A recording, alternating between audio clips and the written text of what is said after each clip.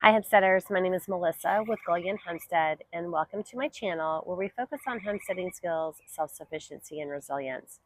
Today I'm outside on my patio. It's the beginning of May and I'm getting really excited about planting my plants in my garden. Did a little bit of planting this morning when I first woke up. I've been under the weather, so I haven't really felt like getting out in the garden, but I did get some things in. I got some peppers in this morning and watermelon and some cantaloupe. So that's what we have in so far this morning. But I've been hardening off my plants. My plants have been in and out, in and out. And last night I decided to keep them out all night long just to see how they did. They did great. And so they've been out for 8 or 10 hours a day for the last several days. So I decided to go ahead and just stick them outside all night. It got down to 56 last night, but that's fine. They handled it all.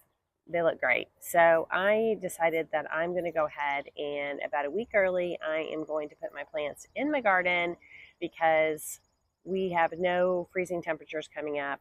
It's May 6th is our typical last frost date, and it's a little before that. So I'm feeling like it's a good time to do this. So I did pick up some strawberries, and I want to talk a little bit about my strawberries. I picked up strawberries at my local gardening center. We have a great place down the street that I love, and it's a family-owned company that has a center, and they've got great, strong plants. So I bought a flat of strawberries. I got the white berries galore strawberries. I've never done strawberries, but it's been on my radar for a long, long time. And that's what I want to talk about today is my strawberry plants. So I know that strawberries can be very invasive and they will shoot off runners, which will form new plants, which is great because they're a perennial and they'll just continue to provide more and more plants for you once you get them started.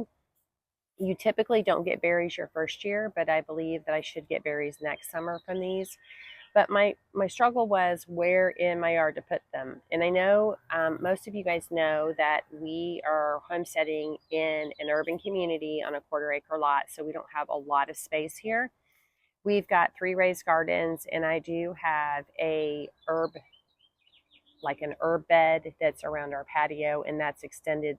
That's going to be extended this year so that we can put some different peppermint teas in because I really like tea in the wintertime. And I purchased some peppermint yesterday, some berry mint, some apple mint, and maybe some chocolate mint. And we're going to put all of that in as well with some rosemary and some other herbs. So I've got bee balm and lemon balm over here that's been going for years. And we actually save all of that for tea every year, and some lavender. But I didn't really want to put the strawberries in there because I don't want them to move out into the yard. That's what I was worried about. I'm already going to have to kind of keep my peppermint tamed in, so I was a little concerned about that. I started to do some research on interplanting strawberries, and I was just curious if this would work. And bingo, I found what I was looking for. So we have a 3x12 garlic bed right now. And yesterday I actually counted the garlic. We had put in like 72 or 74 garlic, something like that. We have 64 left. 64 that are still vibrant and looking great. Part of that issue was we got a new puppy and she got into the garlic bed and started digging. And so some of those garlic didn't make it. But still, we have 64 garlic. That's great. And I was considering pulling the garlic and putting sweet potatoes in its place. Since then, I've changed my mind because now I know that strawberries actually grow incredibly well with garlic, and garlic grow especially well with strawberries. So do onions. And I believe spinach is another one. Spinach and kale, I think, if I remember right, were other plants that you could grow well with strawberries. So I am going to interplant my strawberries in my garlic bed. And that way, what will happen is when our garlic comes out, actually the strawberries will be vibrant and going next year. And then when the strawberries are starting to die off in the fall, I'll put the garlic back in, and then we'll do the same thing over and over again. So I'm excited about this because I have a 3x12 bed that now is going to be my strawberry and garlic bed. I have 18 strawberry plants. So I have I don't have enough to fill that whole bed anyway.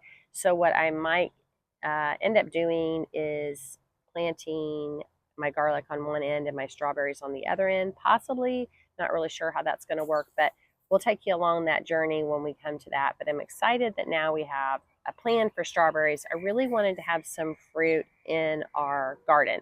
That's why we planted watermelon and cantaloupe this year as well, because I wanted to have some, actually, I wanted to have more variety in our garden. Last year, I felt like through the winter, we've shared on here before that we are working to grow as much of our own food and we preserve as much food as we can for a year.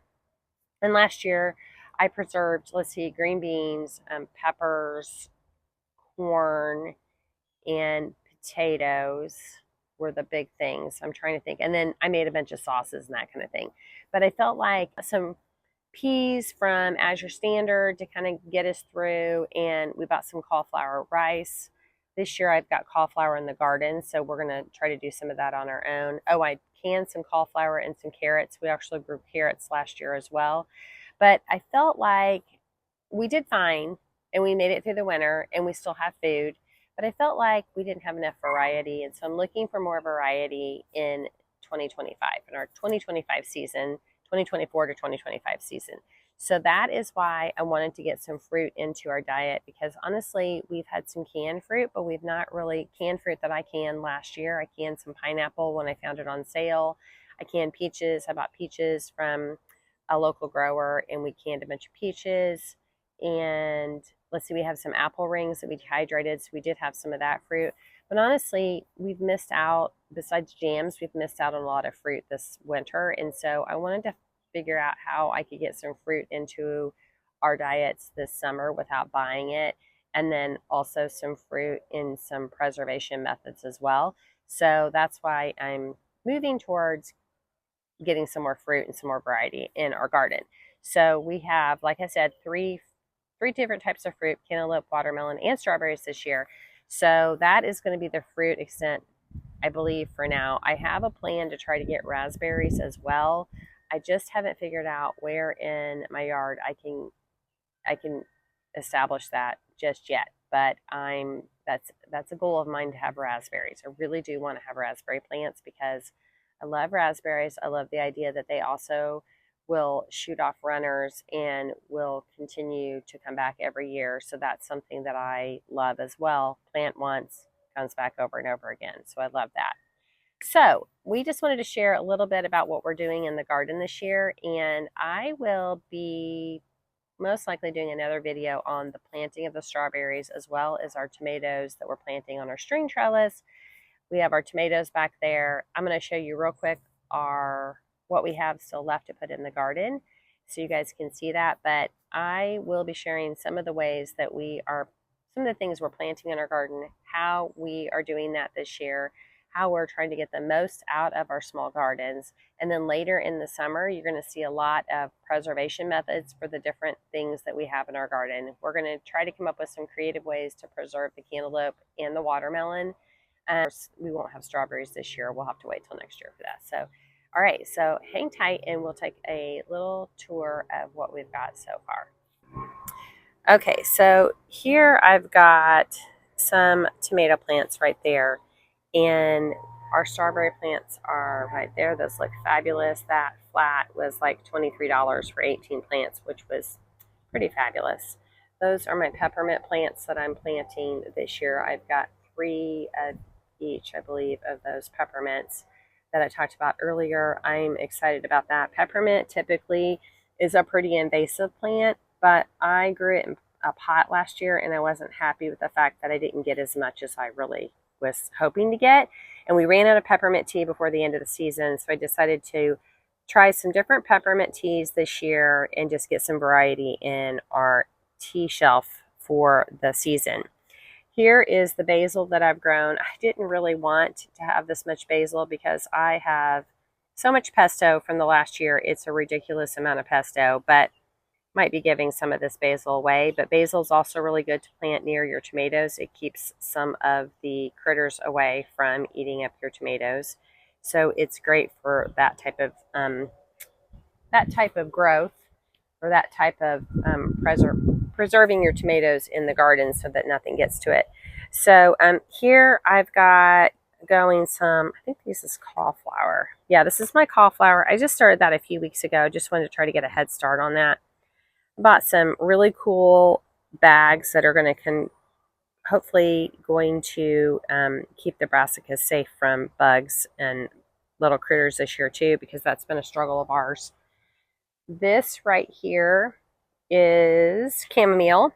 In the chamomile, I started, man, I don't know, maybe 4 weeks ago. I started it a little bit later than my other stuff, but also planning on putting that into the herb garden so that we have some chamomile tea this year. These are all flowers that I have started. I'm planting flowers this year in my garden. I'm going to interplant that in the garden so that we have a lot of flowers to bring in. I mean, I've got some, there's one right there. It's already starting to bloom. And I just put one out in the garden today that was starting to bloom. So I'm pretty pumped about that because I love fresh flowers and they're expensive to buy. And so it's great if you can grow those in your garden for sure. So there is one of my tomato plants. We're going to go over here to some more flowers. Those are all flowers. And then these are my loofah right here, which we're going to be planting for the first time this year. Now, loofah, if you don't know, is a plant that I've never planted it before, but it's a squash that you have to really let go all season, and then it gets super hard at the end of the season. You peel the outside off, and you get this loofah sponge inside. And inside the sponge are the loofah seeds that you can save for the following year. We'll do a video on that so you can see that as well. Okay, so now we're going to head over to my massive tomato plants. I grew these all from seed. These are my San Marzanos. They're looking fabulous. I'm pretty excited that these are going to go into the garden. Last year we had 2 paste tomato plants and 2 slicing tomato plants. This year I believe that we're going to have 7 paste tomato plants and 2 slicing tomato plants. So that is exciting for us.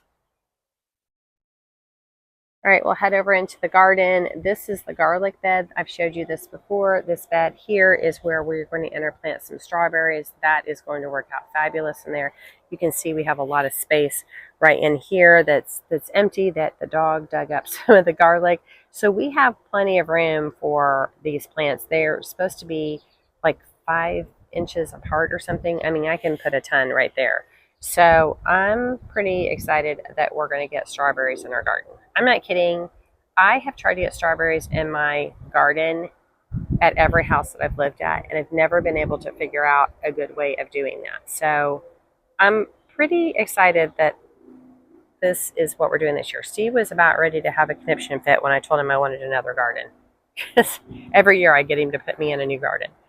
Okay, so this is the garden that we're going to be planting cauliflower in. That right now I've got some, and tomatoes. So far we've got some cucumbers, pickling cucumbers that have been planted, as well as onions. So I've got something funky happening in my garden this year.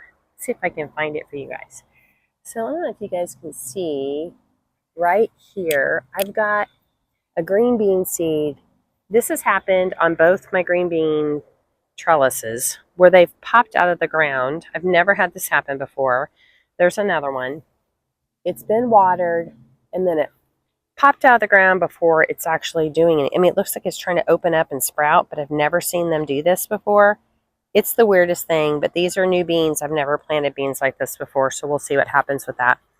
If you guys have any suggestions on maybe what's happening, I think I planted them deep enough. You can put that in the comment section. These are our pepper plants. I have got, I think I said 11. I planted 14 pepper seedlings. 11 made it. So we've got 11 pepper plants. And then over there, we've got some spinach going. So we've got a lot of space right here that we actually are going to put in some carrots. I'm going to put some lettuce. I actually think I have more space than I realized. And so I might be adding some new things in here that I didn't realize we were going to do. So anyway, we hope you've enjoyed this video. Please like and subscribe so you don't miss any of our future content. We will see you soon. We hope you're having the best day. Bye.